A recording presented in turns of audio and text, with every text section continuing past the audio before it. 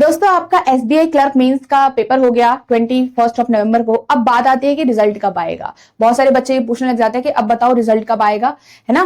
और ये आता ही है, हर किसी के मन में क्वेश्चन आता है जिसने पेपर दिया होगा और जो बहुत बेसब्री से वेट भी कर रहे हैं रिजल्ट के लिए, है ना, ताकि हम एक तरफ से तो क्लियर हो जाए भाई चलो यहाँ पे हो ही रहा है या फिर यहाँ पे हमारा एग्जाम नहीं हो रहा है। तो देखो दोस्तों, सबसे पहली बात तो ऐसे बिल्कुल एग्जैक्ट प्रेडिक्ट करना यहाँ पे पॉसिबल नहीं होता कि इस पर्टिकुलर डेट के आसपास आपको एग्जाम देखने को मिलेगा अभी से, है ना।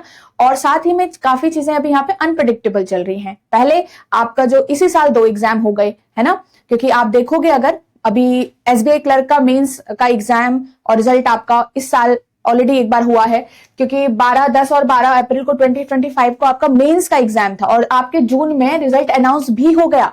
और जून में रिजल्ट अनाउंस हुआ, उसके बाद एक और सरप्राइज साथ के साथ कि आपका एसबीआई क्लर्क की जो नोटिफिकेशन है नेक्स्ट टर्म के लिए भी आ गई। 25 के अंदर ही अगस्त में उन्होंने रिक्रूटमेंट भी चालू कर दिया और फिर अब आपका नेक्स्ट जो साइकिल चल रहा है सेम ईयर के अंदर, है ना। तो ये थोड़ा सा था हमारे जो पहले सालों में नहीं हुआ।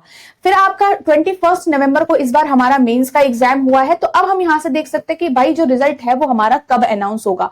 साथ ही ये भी ध्यान में रखिए क्योंकि एसबीआई ने ऑलरेडी यहां पे बोल चुके हैं वो कि कुछ अपकमिंग मंथ्स में, अपकमिंग 5 मंथ्स में आपको फिर से बहुत ज्यादा रिक्रूटमेंट देखने को मिलने वाली है एसबीआई के अंदर। कुछ ही टाइम पहले जो आपका एक आर्टिकल सामने आया हुआ था, काफी न्यूज़पेपर में भी ये आई थी चीज, राइट। तो इसको भी मतलब हम इस चीज को भी सामने ध्यान में रखते हुए हम ये देख सकते हैं कि इस बार भी जो रिजल्ट आपका अनाउंस होगा वो जल्दी से जल्दी ही होगा, क्योंकि उन्हें नेक्स्ट जो साइकिल है वो भी पूरा करना है। मतलब जो नेक्स्ट रिक्रूटमेंट है वो भी वो जल्दी से जल्दी तभी लेके आएंगे, राइट। तो यहाँ पे ये साइकिल पूरा होगा तो जाके फिर नेक्स्ट स्टार्ट होगा।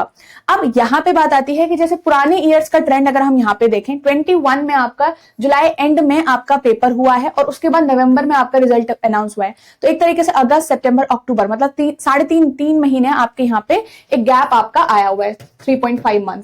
नेक्स्ट यहाँ पे 1 जनवरी, मतलब जनवरी को आपका यहाँ पे पेपर हुआ है और आपका मार्च में मतलब 2 महीने के अंदर आपका रिजल्ट अनाउंस हो गया है 2.5 मंथ्स के अंदर।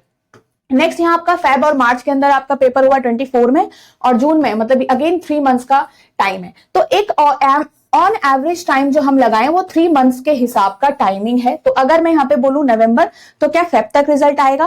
देखो चांसेस है कि फेब से पहले ही आपका रिजल्ट अनाउंस हो जाएगा, ठीक है। तो यहाँ पे जनवरी और फरवरी, मतलब मैं कहूंगी फरवरी भी शायद नहीं जाएगा, क्योंकि अगेन जैसे मैंने आपको बताया कि रिक्रूटमेंट वाला जो आपका आर्टिकल था वो आ चुका है और इस साल जैसे आपने देखा कि 2 बार रिक्रूटमेंट भी हो गई है। तो यहाँ पे भी हम देख सकते हैं कि 2 महीने के अंदर अंदर, जैसे नवंबर को आपका पेपर हो गया, दिसंबर, जनवरी तक आपका यहाँ पे रिजल्ट जरूर अनाउंस हो सकता है। जनवरी एंड तक आपको देखने को मिल जाएगा।